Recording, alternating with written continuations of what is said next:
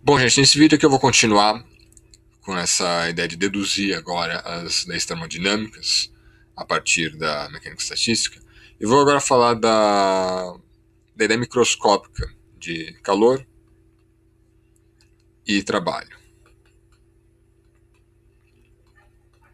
Que isso daqui vai permitir a gente falar da primeira lei da termodinâmica, a gente saber o que é o calor e o que é o trabalho. E a ideia básica é que em um sistema quântico, basicamente na verdade qualquer sistema, na verdade, isso daí, tem duas maneiras que eu posso mexer no meu sistema e isso vai alterar a energia interna dele. Eu posso mexer na temperatura ou eu posso mexer nos outros parâmetros. Eu vou simplesmente pegar todos esses outros parâmetros e vou supor que eu tenho aqui um parâmetro lambda, que seja o parâmetro que eu estou interessado. O que é interessante no sistema quântico é que o tipo de modificação que isso causa e o tipo de modificação que isso daqui causa é completamente diferente. Porque aqui você está mexendo só na estatística. Se você pensar lá no ensemble canônico, você mexer na temperatura não muda quem são os estados de energia, mas muda a probabilidade dos estados, isso altera a média da energia. Só que quando você mexe nos parâmetros, você está mexendo, na verdade, nos microestados. Um exemplo bastante gritante disso aqui é o gás ideal, aquele, se a gente relembrar lá a conta do semiclássico que eu fiz, os níveis de energia eles dependiam das dimensões da minha caixa. Então, se eu modificar as dimensões da minha caixa, que seria basicamente você mudar, mexer no volume do seu sistema, você muda quem são os autoestados de energia. Você está mexendo quem são os microestados e quais são as energias deles. Não só a estatística deles. Agora, muito grosso modo, esse tipo de modificação é o que a gente vai chamar de calor, e esse tipo de modificação é o que a gente vai chamar de trabalho. E a ideia da primeira lei da termodinâmica é que essas duas modificações elas contemplam a modificação total da sua energia interna. Relembrando aqui, a energia interna ela era a média da energia dos seus sistemas. Então, basicamente, eu vou ter aqui uma soma sobre todos os sistemas da energia, uma soma sobre todos os microestados, da energia do microestado, vezes a probabilidade do microestado. Isso aqui, seja se você estiver falando do microcanônico, do grande canônico ou de qualquer outro ensemble, você vai ter sempre essa cara para sua energia interna. Então, se eu olhar a diferencial dessa expressão, uma coisa interessante vai acontecer, eu vou ter du vai ser igual ao somatório em sigma, isso aqui separa em duas contribuições por causa da regra do produto. Eu vou ter aqui E sigma, dp sigma mais p sigma d sigma. E agora você pode interpretar esses dois pedaços aqui, deixa eu separar eles aqui, vou ter aqui um somatório em sigma, E sigma dp sigma, mais uma somatória em sigma, p sigma d sigma. Então, isso daqui é a modificação da energia devido a uma mudança na estatística. Isso daqui é a média da variação de energia, só que agora com a estatística anterior, sem antes da estatística modificar. E a ideia é que isso daqui vai ser o calor, isso aqui vai ser o trabalho. Eu vou argumentar um pouquinho por que cada um desses daqui vai ser o calor e o trabalho. A ideia é a seguinte, imagina que você tem lá o seu sistema, ele está lá em equilíbrio e você modifica os parâmetros lambda, que vai alterar quem são as energias, e você mexe a temperatura, que vai mexer também quem é a estatística, mesmo se você tivesse mantido os lambdas intactos. Se você fizer essa modificação de maneira instantânea, no lambda, você vai ter basicamente uma mudança de energia aqui. Mas os estados, eles permanecem, as probabilidades vão permanecer as mesmas, ou seja, você vai ter um determinado estado, aquele estado vai modificar e você ainda vai ter mais ou menos a mesma probabilidade. Basicamente seria como se fosse o seguinte: eu tenho aqui no sistema, no estado fundamental, e eu mexo em algum parâmetro que muda qual é a energia do estado fundamental. Isso vai fazer um sistema, e na verdade se eu fizer isso de maneira lenta o suficiente, aqui eu tenho o meu estado fundamental anterior, ele continua nesse estado fundamental. Ou seja, quando você modifica esse parâmetro, você está dando energia para o seu sistema e levantando a energia do estado fundamental, mas o seu sistema continua no estado fundamental dele. Essa ideia aqui de que se você fizer isso daqui de maneira lenta o suficiente, você vai acompanhando os autoestados, em mecânica quântica o pessoal chama de teorema diabático. Eu não vou entrar em detalhes disso daqui, mas vocês podem pesquisar, quem estiver interessado. E a ideia é basicamente essa: se você faz a modificação dos seus parâmetros de maneira lenta o suficiente, o seu sistema quântico ele vai acompanhando. Se ele estiver no alto estado de energia, ele vai acompanhando. A energia dele vai mudar continuamente e você vai mudando junto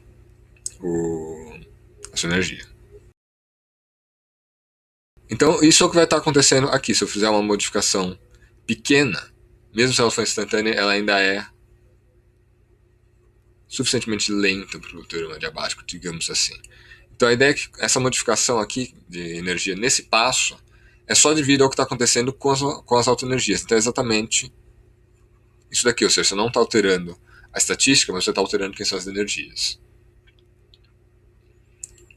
Se depois disso eu mudar qual é a temperatura do ambiente, por exemplo, daí, uma vez que ele faça isso daqui, por exemplo, se eu mudar o lambda e a temperatura do ambiente ao mesmo tempo, a primeira coisa que vai acontecer, quase que instantaneamente, é que vai acontecer isso daqui. Ou seja, eu vou mudar as energias no meu sistema, isso vai causar uma variação de energia desse tipo. Ou seja, eu estou mexendo só no E sigma, não no P sigma. Daí eu vou termalizar.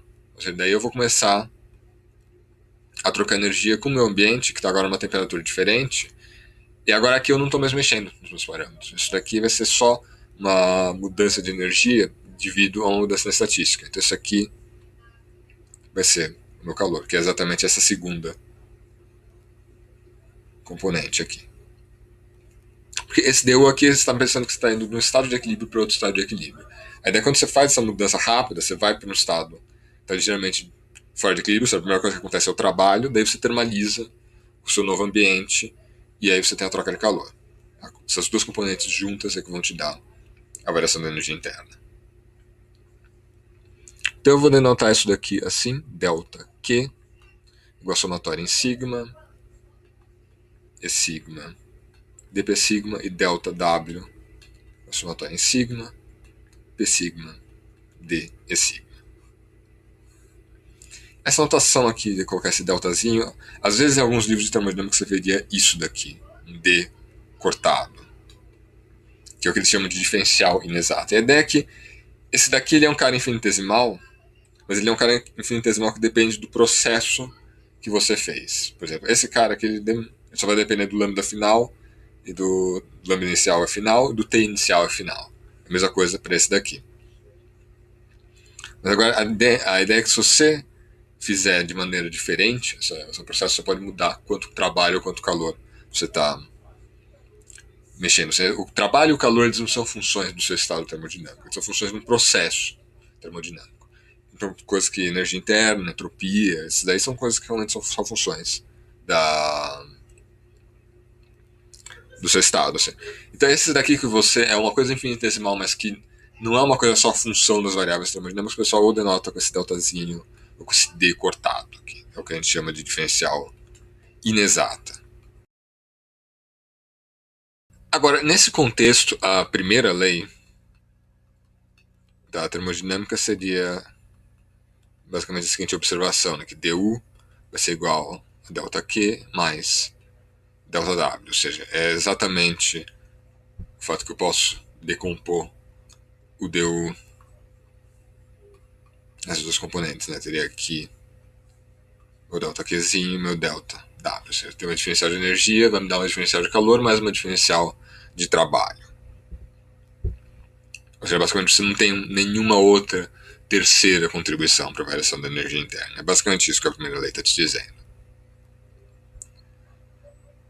Agora, para mostrar que essa primeira lei aqui é realmente a primeira lei que está vindo lá da termodinâmica, eu vou agora mostrar que o ΔQ e o ΔW, eles têm algumas relações também na termodinâmica padrão.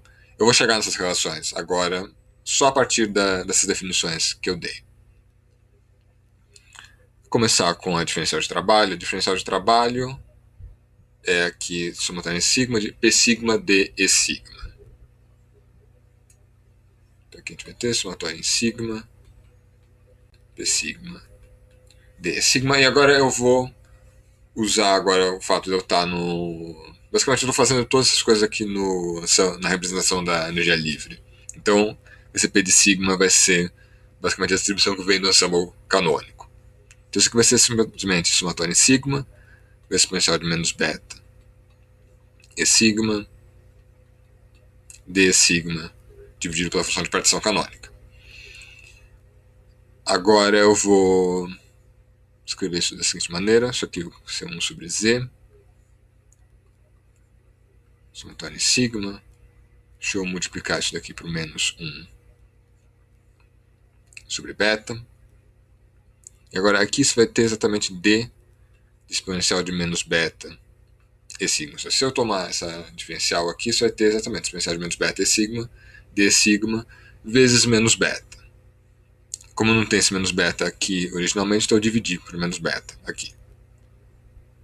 Eu posso agora passar a soma para dentro dessa diferencial. Isso aqui me dá então menos 1 sobre beta, 1 sobre Z, D, somatória em sigma, exponencial de menos beta. E sigma que é D de Z, ou seja, isso aqui é menos 1 sobre beta, D de Z dividido por Z, que é igual a menos 1 sobre beta vezes D do logaritmo natural de Z. E agora o ponto é que aqui eu vou estar pensando exatamente numa situação em que eu não estou mexendo na minha estatística. Então a temperatura é uma constante. Então significa que eu posso passar o beta para dentro dessa diferencial. Então a gente finalmente vai ter que a diferencial de trabalho vai ser igual a D de menos 1 sobre beta ln de Z, que é dF. Ou seja, eu tenho a seguinte expressão. A diferencial inexata de trabalho é igual à diferencial exata da energia livre, que é uma relação clássica da termodinâmica. Isso aqui já é sabido da termodinâmica. Então, agora, como eu já tinha conseguido conectar meu F que eu estou tirando aqui da mecânica estatística com o F da termodinâmica, significa que esse W que eu defini ali é o W que está vindo da termodinâmica. Esse cara é realmente o trabalho da termodinâmica. Eu estou dando agora uma interpretação microscópica para ele. Então agora vamos olhar o calor. A diferencial de calor seria agora a somatória em sigma de E sigma dP sigma. Só que agora, ao invés de eu manipular esse cara aqui, o que eu vou querer mostrar para vocês é que delta Q é igual a T ds, exatamente a relação que eu usei no vídeo anterior. Só que eu vou começar pelo lado direito e mostrar que eu chego nesse lado esquerdo aqui, é mais fácil ir por esse caminho. Então eu vou ter aqui temperatura vezes a diferencial da entropia, isso aqui vai me dar temperatura vezes a diferencial, aqui vou usar a expressão do Gibbs para entropia, menos KB soma sigma, P sigma, ln de P sigma, e eu faço isso desse jeito porque agora, quando eu tomar a diferencial aqui, vai aparecer um dP sigma, que já está aqui na minha expressão que eu estou querendo chegar para a diferencial de calor. Então eu posso passar o menos KB para fora, uma constante, escrever já em termos do beta, isso aqui vai me dar então menos 1 sobre beta vezes a diferencial somatória em sigma, P sigma ln de P sigma. Isso aqui vai ser então menos 1 sobre beta vezes somatória em sigma. E agora eu vou ter que derivar esse cara aqui e multiplicar por dP sigma. Isso vai me dar então 1 mais ln de P sigma dP sigma. eu vou separar isso aqui agora em duas partes, essa soma, porque uma delas vai me dar zero. Vou ter uma primeira parte que é menos 1 sobre beta somatória em sigma dp sigma, esse cara que vai me dar zero. E vou ter menos 1 sobre beta somatória em sigma ln de p sigma dp sigma. Agora, isso aqui vai me dar zero por causa do seguinte, isso aqui é igual a menos 1 sobre beta vezes a diferencial da somatória sobre todas as probabilidades. A soma de todas as probabilidades é uma constante, assim, independente do que esteja acontecendo com os parâmetros, as temperaturas, a soma das probabilidades sempre vai ser 1. Então, essa diferencial aqui dá zero. Sobra só esse menos 1 sobre beta, somatória em sigma, ln de p sigma, d p sigma. Agora, aqui eu vou substituir a distribuição do ensemble canônico. Então vai ter menos somatória em sigma, ln de p sigma, que vai me dar ln exponencial de menos beta e sigma sobre z dp sigma. Abrindo esse logaritmo, a gente vai ter aqui menos 1 sobre beta, somatória em sigma. Esse primeiro ln vai me dar menos beta e sigma, e aqui eu vou ter menos ln de z dp sigma. De novo eu vou quebrar isso aqui em duas partes, que uma delas vai me dar zero. A primeira parte que sobra aqui, eu passo esse menos beta para fora, vai me dar somatória em sigma e sigma dp sigma, que é a diferencial de calor, mas agora eu posso passar o ln de z para fora, ln de z sobre beta, vezes somatória em sigma de dp sigma. Ou seja, de novo aparece aqui a diferencial da soma de todas as probabilidades, que é zero.